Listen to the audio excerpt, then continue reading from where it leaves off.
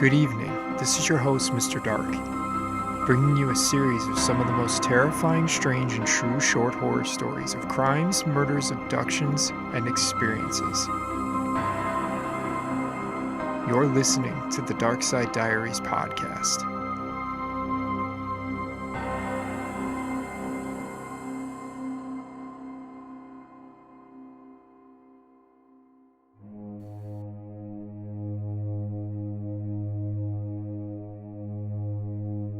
Anatoly Moskvin, the doll collector.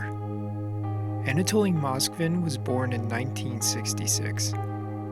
He is a Russian philologist, historian, and linguist who can speak 13 languages. He worked as a journalist in Russia's fifth largest city, Nizhny Novgorod. Prior to his successful career, Anatoly had a hard childhood and upbringing.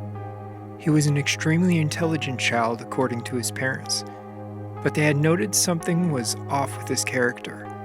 His social awkwardness and difficulty making friends was pardoned by him just being intelligent. When his parents would question him on his behavior, he would get aggressive, and instead they would allow him to continue his behavior. Moskvin had some scary experiences as a child. He was raped by an unknown man in 3rd grade and having physical bruises to show for it. On March 4th, 1979, while collecting recycling for school, he would find himself in a stranger's backyard. They were holding a funeral for a young girl named Natasha Petrova, who had just passed away. They were wearing black robes, burning candles, and singing in a strange language. The group of adults holding the funeral would insist Moskvin kiss the girl laying in the coffin, which would lead to a strange experience for Moskvin. Weeks after this situation happened, he stated that he had strange dreams of Natasha, who would visit him nightly. According to Moskvin, Natasha had come to him to insist that he learn black magic from her. He would refuse over and over again. Eventually, he would perform a ritual which would pass this burden on to another person. The ritual would include a human tooth from a fellow classmate. This experience would draw his interest to the occult, cemeteries, and death. As Moskvin grew up, and after attending college in 2005, he would partake on a research trip traveling across the region documenting cemeteries and unearthing local history along the way.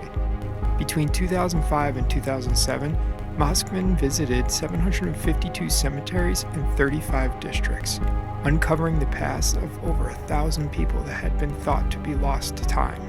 In 2008, Moskvin published a book on the history of the swastika. This would draw attention to him from the Center of Combating Extremism in Russia, or also called the E Division. This would lead to a raid of his apartment on November 2, 2011. Rather than extremist materials, however, they found something far more disturbing. The E Division would find 29 human-sized dolls. Some of them had boxes embedded into their chests, allowing them to speak. The E Division began searching and clearing the apartment. As they did this, they noticed the dolls made a rattling sound when they shook them. They would open one up and find that stored inside each one was the mummified remains of a human body. Moskvin was arrested in 2011 after the mummified bodies of girls between the ages of 3 to 30 were discovered in his apartment. After exhuming the bodies from local graveyards for a decade, Moskvin mummified the bodies himself before dressing and posing them around his home. Moskvin's parents, who shared the apartment with him, saw the mummies but mistook them for large dolls. In May of 2012, Moskvin went on trial. He faced 5 years imprisonment, but was quickly deemed as insane and exempt from any criminal liability. A psychological evaluation diagnosed him with paranoid schizophrenia. On September 27, 2013, he was sentenced instead to compulsory medical measures, which would imprison him in a psychiatric clinic and could see him locked away for the rest of his life.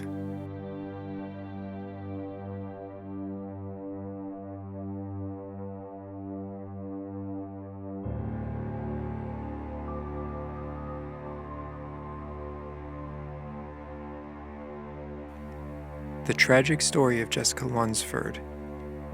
Jessica Lunsford was born October 6, 1995, in Gastonia, North Carolina.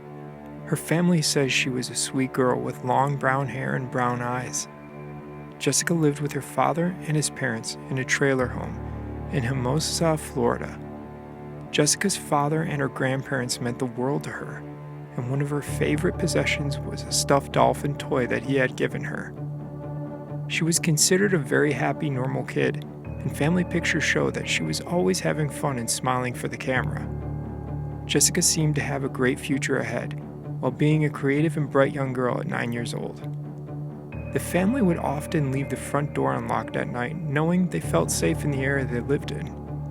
But on the morning of February 24, 2005, something would be different. Jessica's father was up early that morning to get ready for work and noticed that Jessica wasn't in her bedroom. He noticed that her school uniform was still on the chair, all folded up, and she wasn't anywhere to be found. Understandably, her father was in a panic, wondering where she was, and he alerted the authorities. Right away, the police, the neighbors, as well as other volunteers were out searching for Jessica, but could not find a trace of her anywhere. On the night of February 23, 2005, John Cooey, who was living nearby, had an extensive criminal record, listing dozens of arrests for burglary and was convicted child sex offender. He broke into Lunsford's family home in Hermosa, Florida, and took Jessica from her room back to his nearby trailer. John claimed he was going to burglarize the home, but he spotted Jessica and woke her up and told her to come with him. She was dressed in her pajamas and was holding her favorite possession, her toy dolphin from her father. 3 weeks of intense searching for her around the area of her home would go by, and for Jessica, that would be the longest nightmare. Cooey would rape her multiple times over the next 3 days after he had kidnapped her. He fed her scraps of food, gave her some water, and kept her in a cupboard. Cooey threatened her to keep quiet. He then told Jessica that he would take her home, but that he didn't want her to be seen and get in trouble. And he convinced Jessica to climb into a garbage bag with her hands tied with speaker wire. He then placed a second bag over her head and buried her in his yard, alive.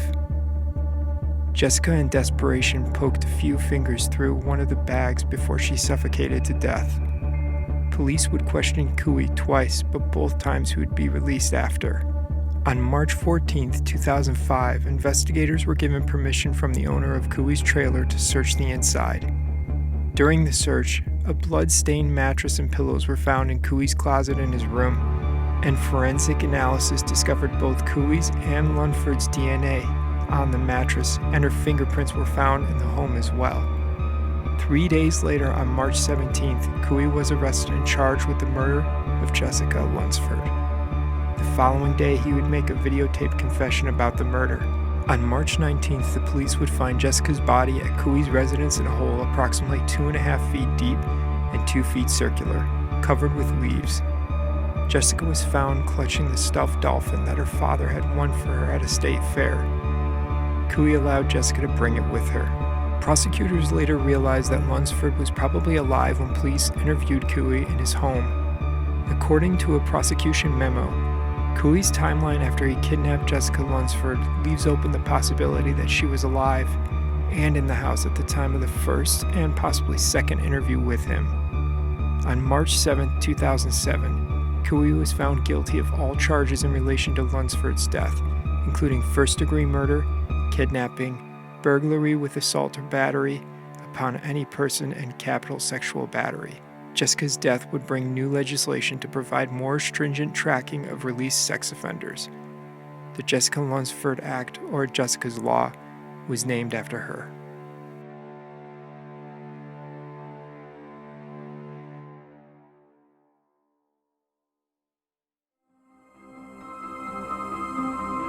This concludes our episode of the Dark Side Diaries. Please remember to follow, like, share, and subscribe for future episodes.